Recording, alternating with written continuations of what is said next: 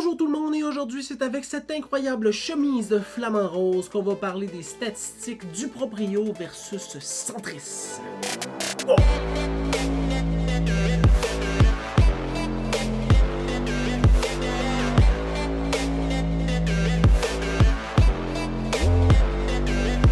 Et oui, aujourd'hui on voit le pourcentage de ventes effectuées à l'aide d'un courtier versus directement par le propriétaire, plus spécifiquement sur du proprio.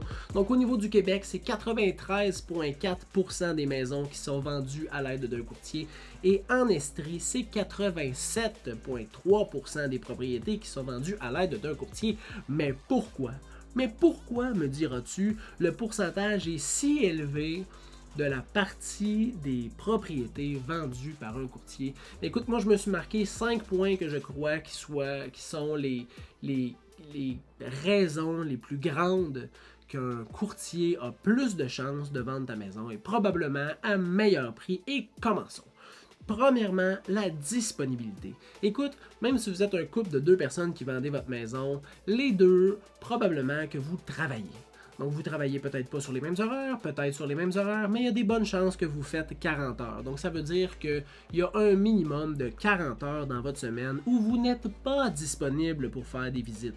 Tandis qu'un courtier immobilier est disponible, en tout cas pour ma part, 7 jours sur 7, de genre 8 heures le matin jusqu'à 9 heures le soir. Et n'ayant plus de couvre-feu présentement, on peut vraiment faire des visites jusqu'à 9 heures. Donc cet effet-là de disponibilité, ça augmente ton pourcentage de chances de pouvoir faire des visites. Parce que si les gens travaillent de soir puis que toi tu travailles de jour, cette personne-là ne peut pas venir visiter chez vous. Deuxième chose, c'est la connaissance. La connaissance des statistiques du marché, la connaissance du nombre de ventes dans ton secteur, la connaissance du nombre de pourcentages, exemple de négociations, n'importe quelle statistique, on y a accès, puis on la connaît normalement pas mal sur le bout de notre doigt où on est capable de la sortir au client vraiment rapidement. La connaissance des contrats, parce qu'on connaît les outils pour justement orchestrer cette transaction-là puis l'instrumenter de la meilleure façon possible. Et la connaissance des étapes d'achat et des étapes de vente. Donc, on connaît le processus de vente et d'achat. Ça fait que le client acheteur est définitivement plus en confiance puis se sent vraiment guidé dans la transaction et ça aide à réaliser cette transaction-là. Troisième chose, c'est la représentation des acheteurs. Donc, il y a énormément, pas assez à mon goût, vraiment pas assez à mon goût, mais il y a énormément d'acheteurs qui sont représentés par un courtier immobilier. Là, on va se parler des vraies affaires. Si tu as un courtier qui travaille pour toi puis qu'il t'a bien expliqué les choses, il va t'expliquer aussi qu'il y a des maudites bonnes chances qu'il te fasse visiter des propriétés qui sont sur Centris. Pourquoi? Parce qu'il y a déjà une entente de rétribution qui est écrite dans le contrat de vente, donc il est assuré d'avoir une commission du vendeur si jamais il apporte un acheteur. Tandis que sur du proprio, c'est toi qui vas le payer. Puis il y a des clients qui veulent, mais il y a des clients qui ne veulent pas nécessairement débourser pour ce service-là, mais qui se sentent vraiment plus à l'aise d'acheter avec un courtier. Donc, ils vont magasiner sur Centris. Ça veut dire que ta maison sur du proprio, elle ne sera pas visitée par cet acheteur-là, même s'il a peut-être un coup de cœur pour ta maison, il veut être accompagné, puis il n'a pas le goût de payer 6 000 $ pour un courtier immobilier. Fac, tu n'auras pas cette visite-là. Quatrième chose, c'est la gestion de l'achalandage. Présentement, le marché est relativement assez actif, à vrai dire très actif. Donc, il y a beaucoup de visites, beaucoup de demandes, beaucoup de courriels, beaucoup de téléphones, beaucoup.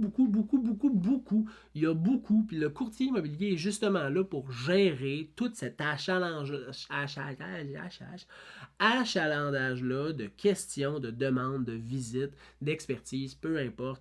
Il est là pour gérer ça pendant que toi, tu fais quoi? Mais pendant que toi, tu profites de l'été et que tu profites de prendre des super belles marches dans la ville que tu aimes tant. Cinquième chose, c'est la négociation.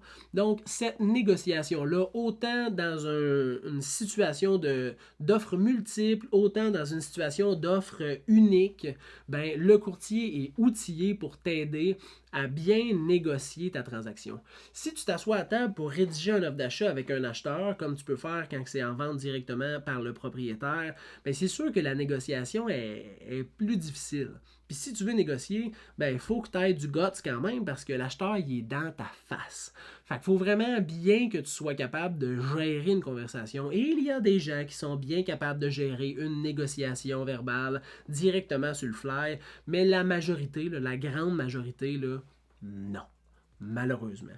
En ayant un intermédiaire qui est formé, et exemple, moi qui ai lu une panoplie de livres de négociation, ben c'est sûr que ça fait ça temporise les discussions, ça élimine un peu l'émotion et toute l'émotivité là, qui est reliée aux décisions, ça enlève un petit peu tout ce qui est d'impulsivité et ça laisse place à une entente puis une discussion qui est un petit peu plus réfléchie.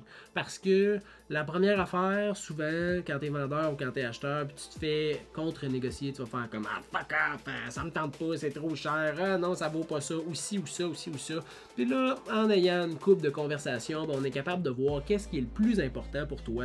Puis à partir de là, ben, on est capable d'aller gagner ce point-là en négociation. Et le courtier immobilier est tout outillé pour t'aider justement pour ça. Fait que pourquoi qu'il y a autant de maisons qui se vendent à l'aide d'un courtier immobilier? Ben, la disponibilité, la connaissance, la représentation des acheteurs, la gestion de l'achalandage et la négociation. C'est un pourcentage très très fort et si tu penses vendre ta maison, pense-y 2 fois, 3 fois, 4 fois et réfléchis à ce 93% de maisons qui se vendent à l'aide de courtier.